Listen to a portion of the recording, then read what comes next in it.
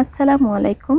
আজকের ভিডিওতে আমি আপনাদেরকে দেখাবো কিভাবে পান গলা কাটিং এবং সেলাই করতে হয়।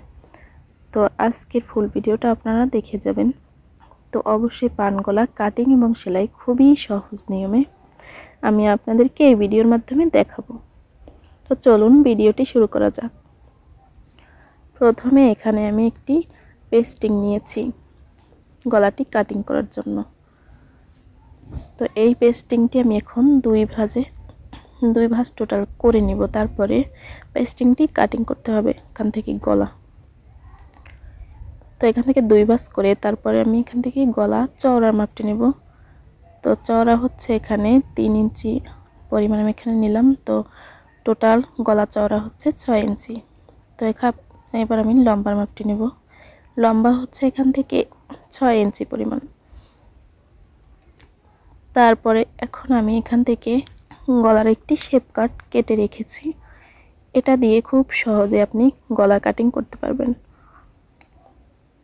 তো শক্ত কোনো কাগজ থাকলে বাসায় সেটা দিয়ে এইটা সুন্দরভাবে তৈরি করে নেওয়া একদমই সহজ। দেখেন খুব সহজে কিন্তু আমি গলাটি এখান থেকে মেজারমেন্ট নিয়ে নিলাম।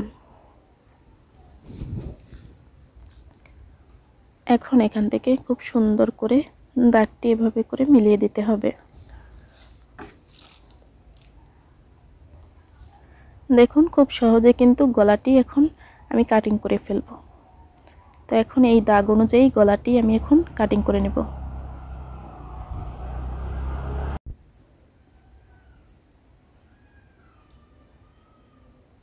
তো এইভাবে পান গলা কাটিং করা কিন্তু একদমই সহজ। তো অনেকেই জানেন না কিভাবে পান গলা কাটিং করবেন এবং সেলাই করবেন। তো আপনারা যদি বাসায় এইভাবে চেষ্টা করেন অবশ্যই আপনারা খুব তাড়াতাড়ি গলাটি তৈরি করতে পারবেন।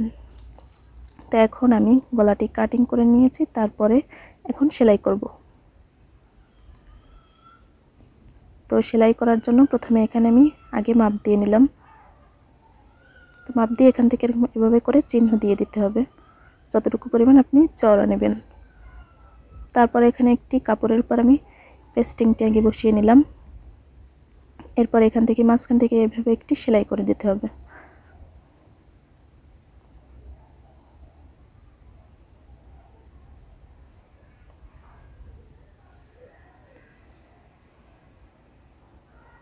তো আমার এখন এই সেলাইটি করা শেষ। তারপরে পেস্টিংয়ের উপর দিয়ে এইভাবে করে মাঝখান দিয়ে একটি ঘুরিয়ে সেলাইটি দিয়ে দিতে হবে।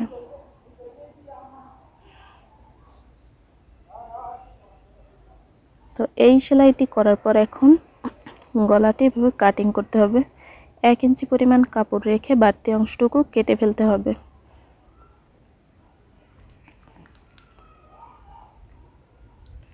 এইভাবে করে কাপড় ভাঁজ করে তারপরে মুড়িয়ে সুন্দর করে সেলাইটি দিয়ে দিতে হবে।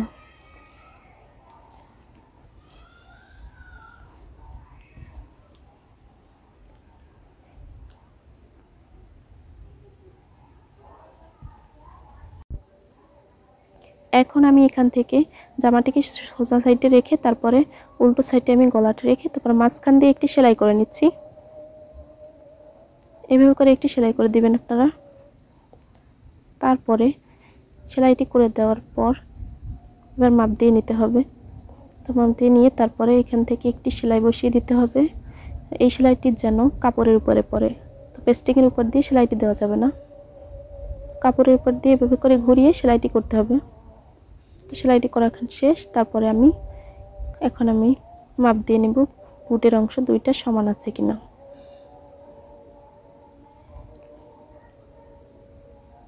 তারপরে এখন আমি কেচি দিয়ে 1/2 ইঞ্চি পরিমাণ কাপড় রেখে বাকি অংশ কেটে ফেলবো। কেটে ফেলার পর এখন ছোট ছোট করে কাট বসিয়ে দিতে হবে যেন উল্টানোর সময় খুব ভালোভাবে উল্টানো যায়।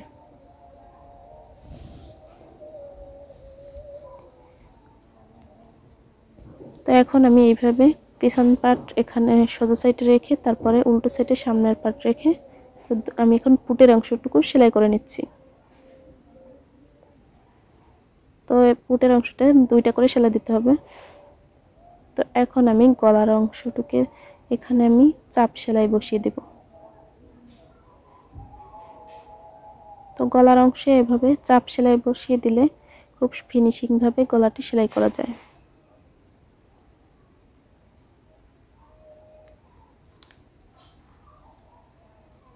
তো এভাবে করে ঘুরিয়ে একটি চাপ সেলাই আপনারা করে নেবেন, তাহলে গলার ফিনিশিংটা আরও সুন্দর আসবে।